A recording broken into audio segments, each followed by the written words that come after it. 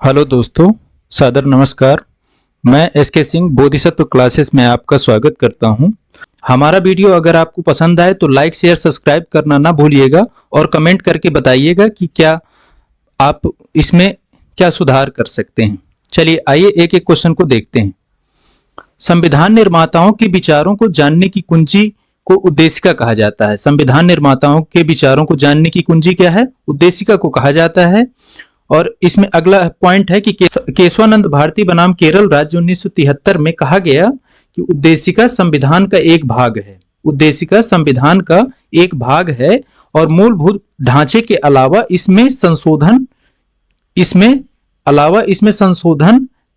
किया जा सकता है। मूलभूत ढांचे के अलावा इसमें संशोधन क्या किया जा सकता है? किया जा सकता है। उद्देशिका न्याय योग्य नहीं है। उद्देशिका न्याय योग्य नहीं है, इसका मतलब है कि इसके आधार पर कोई भी निर्णय नहीं दिया जा सकता।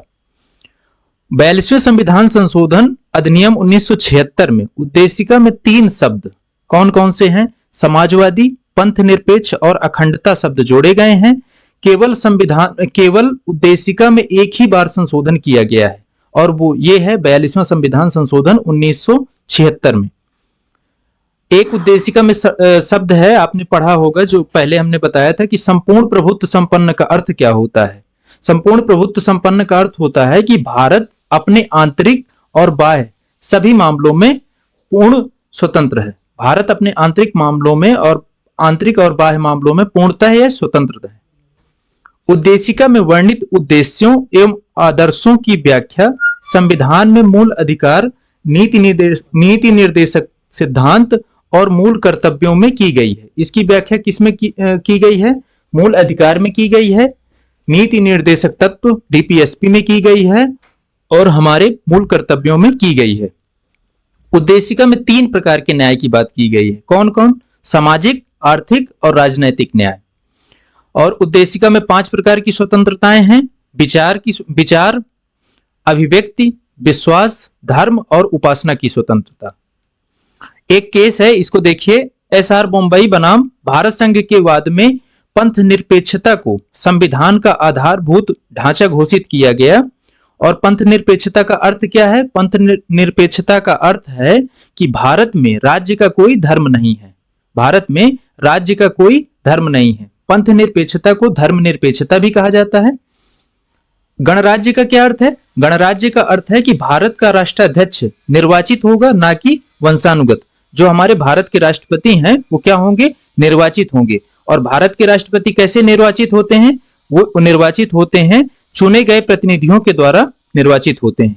जो जनता प्रत्यक्ष चुनती है जिन प्रतिनिधियों को, वो प्रतिनिधि भारत के राष्ट्रपति को चुनते हैं।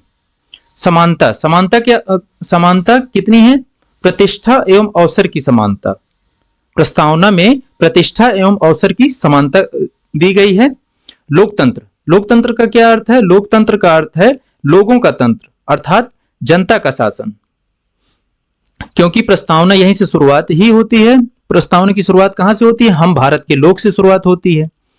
अब्राहम लिंकन के अनुसार, अब्राहम लिंकन ने एक कथन कहा था, क्या है वह ये है कि लोकतंत्रात्मक शासन जनता के लिए जनता द्वारा स्थापित शासन होता है। लोकतंत्रात्मक शासन क्या होता है? जनता के लिए और जनता द्वारा स्थापित शासन होता है।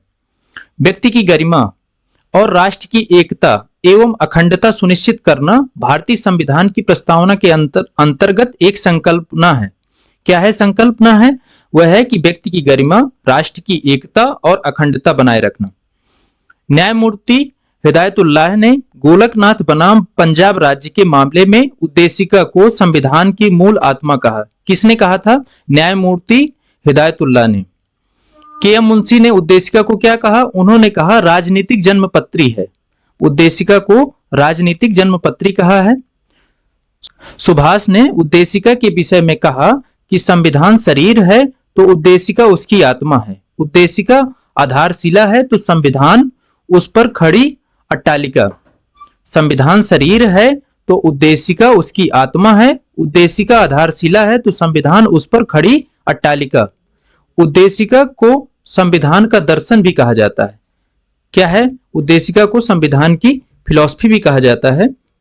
तो ये थे उद्देशिका से संबंधित जितने भी क्वेश्चन हैं, यहाँ पर हमने बताया कि कैसे कैसे क्वेश्चन आते हैं। आपका बहुत बहुत धन्यवाद। हमारा वीडियो अगर आपको पसंद आए तो लाइक, शेयर, सब्सक्राइब करना ना भूलिएगा। जय हिंद, जय भारत दोस्तों।